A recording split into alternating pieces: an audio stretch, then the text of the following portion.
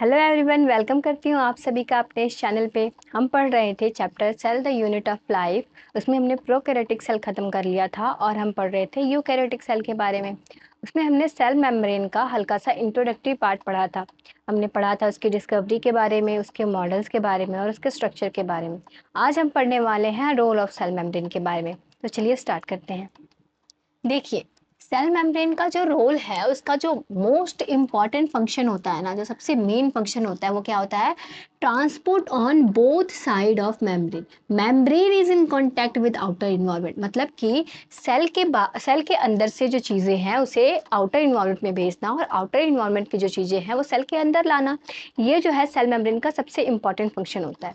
ठीक है, तो देखिए, जो प्लांट सेल है उसके उसके बाहर तो सेल वॉल प्रेजेंट होती है, लेकिन सेल वॉल में कुछ पोर्स बने होते हैं। जो मेन मेम्ब्रेन है कांटेक्ट में आउटर एनवायरनमेंट के, वो सेल मेम्ब्रेन में होती है। जो भी चीज़ें बाहर से अंदर आती हैं और कुछ भी जो बाहर अंदर से बाहर जाता है, वो सेल मेम्ब्रेन के थ्रू ही होता है। ऐसे ही एनिमल सेल जो है उसमें भी सेल मेम्ब्रेन ही होता है, जो आउटर एनवायरनमेंट के कांटेक्ट में होता है। जो भी चीज़ें हैं अंदर से बाहर आएंगी और ऐसे पूरा का पूरा ट्रांसपोर्ट होता है एनिमल सेल में और प्लांट सेल में। अब देखिए, टाइप्स ऑफ ट्रांसपोर्ट। दो तरीके के ट्रांसपोर्ट होते हैं सेल मेम्ब्रेन के थ्रू। एक होता है बल्क ट्रांसपोर्ट और एक होता है स्पेसिफिक ट्रांसपोर्ट। जो बल्क ट्रांसपोर्ट है वो कैसा ट्रांसपोर्ट होता है? जिसमें लार्ज साइज सब्सटेंस का ट्रांसपोर्ट हो। ठीक है, तो ये दो तरीके से हो सकता है। एक होता है एक्सोसाइटोसिस और एक होता है इंडोसाइटोसिस। आइए देखते हैं एक्सोसाइटोसिस और इंडोसाइटोसिस क्या है। सबसे पहले इंडोसाइटोसिस पढ़ लेते हैं। मान लीजिए सेल के बाहर कुछ सॉलिड मॉलिक्यूल्स पड़े हुए हैं, है ना, कुछ सॉलिड या कोई बड़ी बड़ी चीजें, मतलब कुछ भी है जो लार्ज साइज का है, वो सेल के बाहर पड़ा हुआ है। तो अब क्या करेगा, जो मेम्ब्रेन है वो क्या करेगा, इसको इनगल्फ करेगा और एक वैक्यूल की तरह बनाकर इसको अंदर ले लेगा। ठीक है, फिर ये फूड वैक्यूल जो है बाद में इसका डाइजेशन हो जाएगा। तो इस तरह से इसने क्या किया, इसका इंडोसाइटोसिस किया। ठीक है, तो इस वाले इंडोसाइटोसिस को हम क्या करेंगे, क्या कहेंगे? फैगोसाइटोसिस। क्योंकि जो सेल है वो क्या कर रहा है, सॉलिड मॉलिक्यूल्स को इनगल्फ कर रहा है। ठीक है, तो जब फैगो, यानी फैगो का मतलब क्या है, सेल कुछ ईट कर रहा है, कुछ ईटिंग कर रहा है ना, जब सॉलिड एंटर कर रहा है इसमें। ऐसे ही कुछ सेल हमारी बॉडी में भी प्रेजेंट होते हैं, जैसे जैसे कि हो गया मैक्रोफेज सेल, है ना। मैक्रोफेज सेल क्या करता है, वो जब भी कोई बैक्टीरिया हमारी बॉडी में एंटर करता है तो उसे इनगल्फ करता है ना, सेम एज ऐसे ही करता है ना। तो ये हो गया उसका एग्जाम्पल इंडोसाइटोसिस का। उसी तरह मान लीजिए अगर सेल मेम्ब्रेन के बाहर कुछ लिक्विड पड़ा हुआ है तो सेल क्या करेगा, उसको भी इनगल्फ करेगा। ये भी इंडोसाइटोसिस ही है। फर्क क्या है, इसको बोलते थे हम फैगोसाइटोसिस और इसको क्या बोलेंगे हम, पिनोसाइटोसिस, है ना। तो पिनोसाइटोसिस मतलब सेल इज ड्रिंकिंग, यानी कि लिक्विड एंटर कर रहा है। तो ये हो गया आपका ये हो गया आपका इंडोसाइटोसिस। सेम होता है आपका एक्सोसाइटोसिस भी। एक्सोसाइटोसिस में फर्क क्या है, इसमें इसमें क्या होता था, इसमें सेल के बाहर से चीजें अंदर एंटर करती थी। इसमें क्या होता है, सेल के अंदर से चीजें बाहर जाएंगी। ठीक है, और कोई फर्क नहीं है, वैसे ही वैक्यूल बनेगा, वैसे ही सेल मेम्ब्रेन पे जाकर अटैच होगा और उसी तरह से सेल से बाहर निकल जाएगा। अब देखिए types of transport across membrane. सबसे पहले हमने क्या पढ़ा, बल्क ट्रांसपोर्ट पढ़ा, उसमें हमने इंडोसाइटोसिस पढ़ लिया और एक्सोसाइटोसिस पढ़ लिया। अब हम पढ़ने जा रहे हैं स्पेसिफिक ट्रांसपोर्ट। मेन यही है स्पेसिफिक ट्रांसपोर्ट। स्पेसिफिक ट्रांसपोर्ट में कुछ स्पेसिफिक चीजों का ट्रांसपोर्ट होता है, जैसे कि गैसेस वगैरह हो गई। हम पढ़ते हैं ना कि हमारे सेल्स के अंदर ऑक्सीजन का ट्रांसपोर्ट होता है, कार्बन डाइऑक्साइड बाहर निकलती है ना। इसके अलावा पानी वगैरह, H2O वगैरह का ट्रांसपोर्ट। लिपिड और स्टेरॉइड। लिपिड और स्टेरॉइड क्या है, नॉन पोलर मॉलिक्यूल्स, या फिर इसे हम हाइड्रोफोबिक भी कह सकते हैं, जो कि वाटर में इनसॉल्युबल होते हैं, है ना।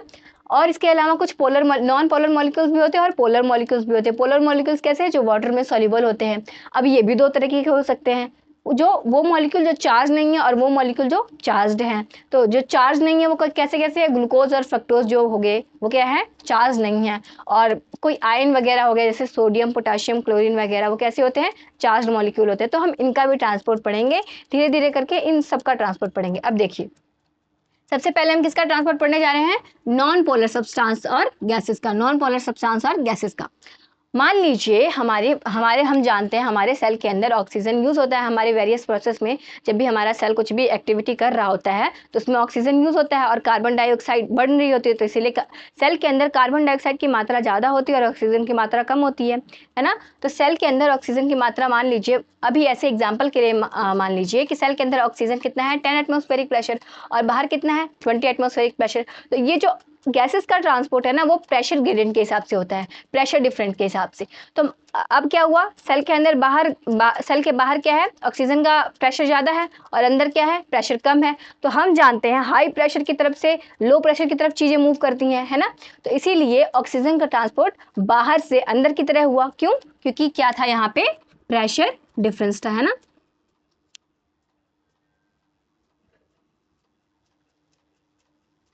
क्या था, प्रेशर डिफरेंस था।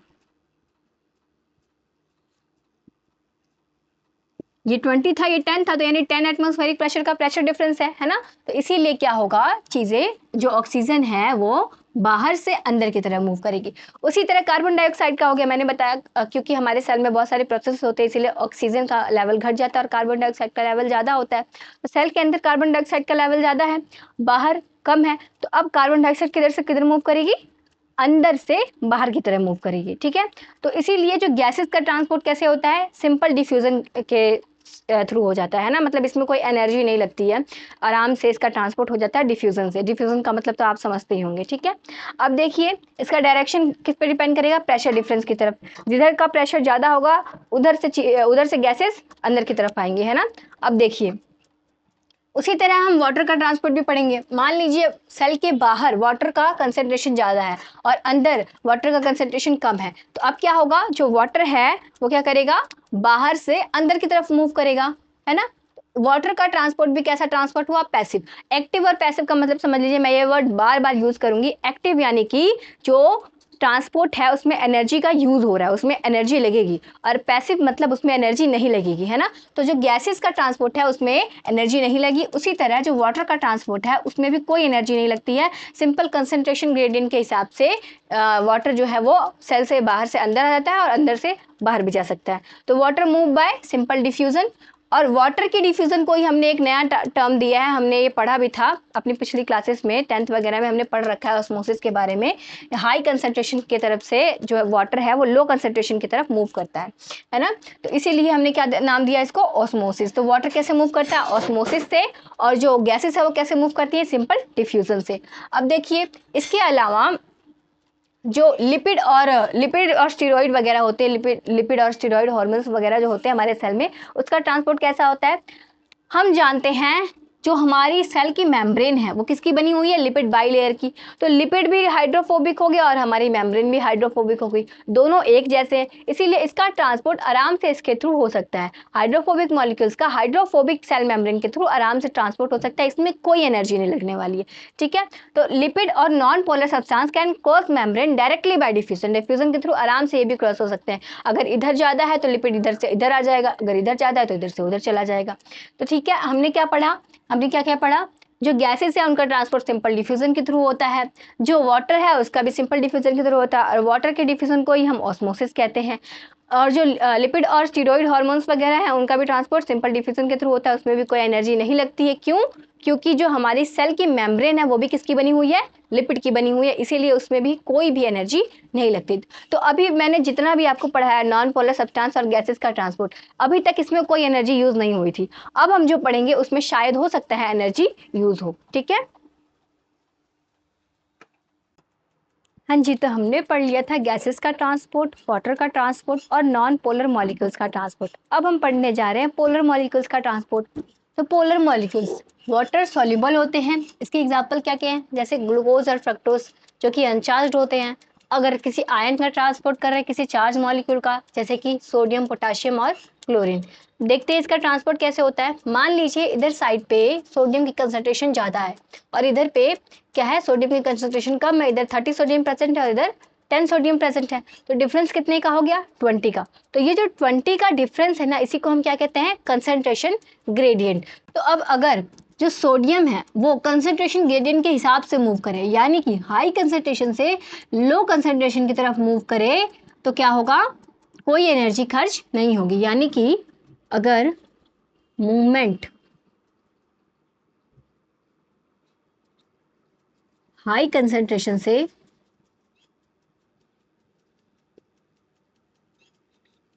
लो कंसंट्रेशन की तरफ हो, यानी कि ए से बी की तरफ हो,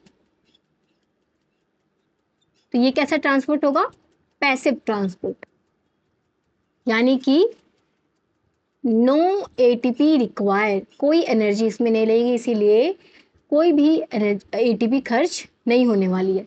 लेकिन अगर मूवमेंट हो रही है किधर से किधर की तरफ, बी से ए की तरफ, अगर हम चाह रहे हैं कि सोडियम को हम लो कंसंट्रेशन से हाई कंसंट्रेशन की तरफ भेज दे, तो क्या होगा, अगर हम इसे लो कंसंट्रेशन से हाई कंसंट्रेशन की तरफ भेजना चाह रहे हैं, यानी कि बी से ए की तरफ मूव करवाना चाह रहे हैं, तो ये कैसा ट्रांसपोर्ट होने वाला है, एक्टिव ट्रांसपोर्ट, और इसमें क्या होगा, एटीपी यूज होगी। ठीक है, तो जो चैनल है वो कैसे काम करते हैं, मूव अलोंग कंसंट्रेशन ग्रेडियंट, और जो पंप है वो कैसे काम करते हैं, मूव अगेंस्ट कंसंट्रेशन ग्रेडियंट। तो अब देख लेते हैं चैनल और पंप के बीच का डिफरेंस क्या होता है। वही सेम चीज, मान लीजिए यहाँ पे सोडियम के 20 मॉलिक्यूल्स प्रेजेंट है और यहाँ पे 5 सोडियम प्रेजेंट है। तो अब देखिए, अगर मैं चाहती हूँ कि सोडियम इधर से इधर की तरफ मूव करे, तो ये कैसा ट्रांसपोर्ट होने वाला है, पैसिव ट्रांसपोर्ट। मैंने इसको सोडियम के चैनल से मूव करवा दिया। अब देखिए यहाँ पे हो गई एक गलती, क्या हुआ, मैंने सोडियम को पोटाशियम के चैनल से मूव करवा दिया। ऐसा नहीं होता है, अगर सोडियम है तो सोडियम सोडियम के चैनल से ही मूव करेगा, पोटाशियम के चैनल से मूव नहीं करेगा। यानी कि जो चैनल्स होते हैं वो क्या होते हैं, आयन स्पेसिफिक होते हैं, जो जिसका चैनल है उसी से मूव करेगा, दूसरे किसी चैनल से मूव नहीं कर सकता है। तो चैनल है वो किसके बने होते हैं, made up of protein, specific होते हैं।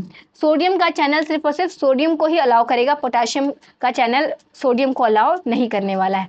अलोंग कंसंट्रेशन ग्रेडियंट काम करते हैं, यानी कि हाई से लो की तरफ ही मूव करेगा। अगर अलोंग कंसंट्रेशन ग्रेडियंट काम कर रहा है तो ये कैसा ट्रांसपोर्ट होगा, पैसिव ट्रांसपोर्ट होगा, और इसमें कोई एटीपी नहीं लगेगी। वैसे ही पंप का देख लेते हैं, पंप जो है वो कैसे काम करते हैं, अगेंस्ट कंसंट्रेशन ग्रेडियंट काम करते हैं। यानी कि मान लीजिए यहाँ पे है हाई कंसंट्रेशन सोडियम का और यहाँ पे है लो कंसंट्रेशन सोडियम का, तो होना कन्वेंशनली कैसा होना चाहिए था, इसको सोडियम को इधर से इधर मूव करना चाहिए था, लेकिन इधर से इधर ना मूव करके सोडियम इधर से इधर मूव करना चाहता है। तो अब अगर ये ऐसा करेगा तो क्या होगा, एटीपी यूज होगी। पंप क्या करेगा, एटीपी यूज करेगा। ये रही एटीपी, एटीपी को ब्रेक करेगा एडीपी में और फॉस्फेट में, साथ में यहाँ पे रिलीज होगी एनर्जी, और इसी एनर्जी का यूज कर कर ये क्या करेगा, इस आयन को अगेंस्ट कंसंट्रेशन ग्रेडियंट मूव करवाएगा, है ना। तो पंप क्या है, वो किसका बना होता है, वो भी प्रोटीन का ही बना होता है, चैनल भी प्रोटीन का ही बना होता है। ये अलोंग कंसंट्रेशन ग्रेडियंट काम करता है और जो पंप है वो अगेंस्ट कंसंट्रेशन ग्रेडियंट काम करता है। इसको एटीपी नहीं चाहिए होती और इसको एटीपी चाहिए होती है। आई होप आपको चैनल और पंप के बीच का डिफरेंस क्लियर होगा। पंप के बारे में आपको ज़्यादा टेंशन नहीं लेनी है, क्यों, क्योंकि एक ही पंप आपके सिलेबस में दिया हुआ है, वो है सोडियम और पोटाशियम पंप। अब हम देख लेते हैं, अभी तक हमने जितने भी ट्रांसपोर्ट पढ़े उसको मैं एक जगह करके लिख दिया है, नेम ऑफ मॉलिक्यूल, ट्रांसपोर्ट, और वो एक्टिव है या पैसिव है। पहले हमने क्या पढ़ा था, गैसेस का ट्रांसपोर्ट, ऑक्सीजन का, स्टीरॉइड जो कि एक न्यूट्रल मॉलिक्यूल है, और H2O का ट्रांसपोर्ट पढ़ा था। ठीक है, तो देखिए गैसेस का, ऑक्सीजन का, स्टीरॉइड का ट्रांसपोर्ट कैसे हुआ था, डिफ्यूजन के थ्रू हुआ था। वाटर का ट्रांसपोर्ट भी डिफ्यूजन के थ्रू ही हुआ था, लेकिन जो वाटर का ट्रांसपोर्ट था उसको हमने क्या नाम दिया था, ऑस्मोसिस। और ये जो दोनों थे इसमें कोई एनर्जी नहीं लगी थी, क्योंकि ये अलोंग कंसंट्रेशन ग्रेडियंट काम करते थे, तो ये कैसा हो गया, पैसिव। अब देखिए, जो हमने अभी अभी पढ़ा पोलर मॉलिक्यूल्स का ट्रांसपोर्ट, जैसे कि सोडियम हो गया, पोटाशियम हो गया, ग्लूकोज हो गया, इसका ट्रांसपोर्ट कैसे होगा, इसका ट्रांसपोर्ट करने के लिए हमें चैनल या पंप की जरूरत पड़ती है। तो अगर तो चैनल से काम हो रहा है, अगर तो चैनल से काम हो रहा है तो वो कैसा होगा, अलोंग कंसंट्रेशन ग्रेडियंट काम करेगा। तो अगर वो अलोंग कंसंट्रेशन ग्रेडियंट काम करेगा तो ये कैसा ट्रांसपोर्ट होगा, पैसिव ट्रांसपोर्ट होगा। लेकिन अगर तो वो पंप से काम कर रहा है, तो पंप से काम, अगर वो पंप से काम कर रहा है तो क्या होगा, ये एक्टिव ट्रांसपोर्ट होगा। और एक्टिव ट्रांसपोर्ट को हम क्या बोलेंगे, अपहिल ट्रांसपोर्ट। ठीक है, यहाँ एक गड़बड़ हो गई है, ठीक है, अब ठीक है। देखिए, तो जो पंप है वो कैसे काम करता है, एक ही मैंने बताया आपके सिलेबस में एक ही पंप दिया हुआ है, सोडियम और पोटाशियम का पंप, जिसमें क्या होता है, 3 सोडियम को पंप जो है वो सेल से बाहर फेंकता है और 2 पोटाशियम को सेल के अंदर लेके आता है। और ये कैसा ट्रांसपोर्ट होता है, एक्टिव ट्रांसपोर्ट होता है, यानी कि अपहिल ट्रांसपोर्ट होता है। यहाँ पे मैंने पूरा ब्रीफ कर दिया आपको। अब देखते हैं अदर रोल ऑफ मेम्ब्रेन, दूसरे रोल्स क्या क्या है मेम्ब्रेन के। सबसे ज्यादा इंपॉर्टेंट रोल कौन सा है, ट्रांसपोर्ट वाला, जो हमने अभी अभी पढ़ा। इसके अलावा ग्रोथ, ग्रोथ कैसे होती है, हमारा जो सेल मेम्ब्रेन है वो कैसा है, उसका नेचर कैसा है, सेमी फ्लूइड नेचर है। हमने पढ़ा था ना, क्वासी फ्लूइड, सेमी फ्लूइड, वही है ना। तो इसीलिए ये क्या करता है, ये क्योंकि ये रिजिड नहीं है इसीलिए ये ग्रो कर सकता है। ये क्या कर सकता है, ग्रो कर सकता है। इसके अलावा जो सेल मेम्ब्रेन है वो सिक्रीशन का भी काम करता है। अभी आपने पढ़ा एक्सोसाइटोसिस, इंडोसाइटोसिस। इसके अलावा ये क्या काम करता है, सेल सेल जो है दूसरे सेल से इंटरेक्ट करता है। कैसे इंटरेक्ट करता है, जंक्शन के थ्रू। सेल के ऊपर जंक्शंस प्रेजेंट होते हैं जिसके थ्रू वो जो है इंटरेक्ट करता है। तो अब ये जो जंक्शन है वो कहाँ बने होते हैं, ये भी सेल के मेम्ब्रेन के ऊपर ही बने होते हैं। तो इस तरह से जो है ये सेल मेम्ब्रेन के दूसरे दूसरे फंक्शन है, लेकिन जो सबसे इंपॉर्टेंट फंक्शन है वो कौन सा फंक्शन है, ट्रांसपोर्ट का। तो हमने क्या पढ़ लिया, रोल ऑफ मेम्ब्रेन यहाँ पर कंप्लीट कर लिया है। तो इस वीडियो में हमने पढ़ा रोल ऑफ सेल मेम्ब्रेन के बारे में। नेक्स्ट वीडियो में हम पढ़ने वाले हैं सेल वॉल के बारे में। तब तक के लिए थैंक यू वेरी मच।